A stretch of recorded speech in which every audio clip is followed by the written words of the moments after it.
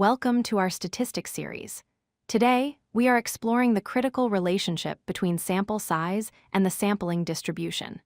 Specifically, we will understand why a larger sample size leads to less spread and decreases the standard error. First, let's define our core concept. A sampling distribution is not just about one sample. Imagine taking many different samples from the same population and calculating the mean for each one. If you plot all those means, you get a sampling distribution. In statistics, notation matters. Capital N usually represents the entire population, which is everyone you are studying. But today, our hero is the lowercase n. This represents the sample size, or the number of individuals in the specific group you are analyzing.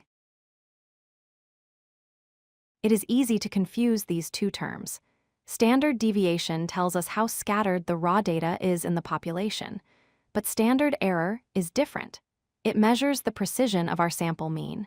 It tells us how far our sample's average is likely to be from the true population average. Let's visualize this.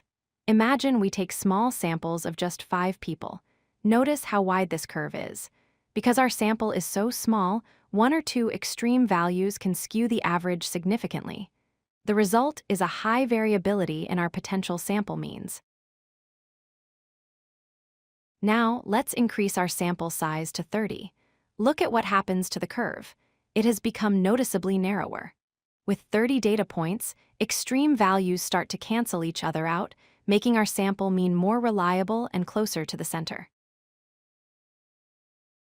Finally, let's boost the sample size to 100. The distribution is now a tall, thin spike. This means almost every sample we take will yield a mean that is very close to the true population mean.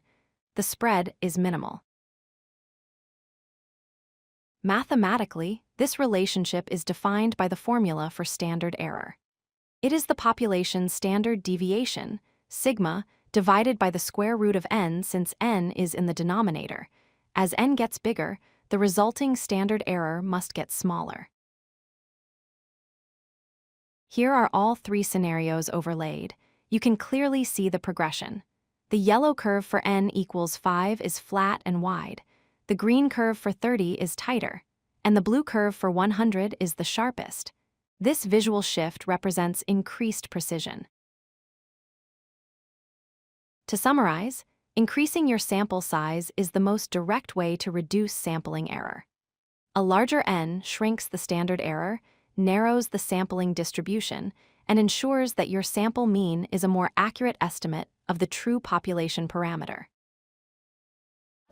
If you like this video, hit that like button and don't forget to subscribe.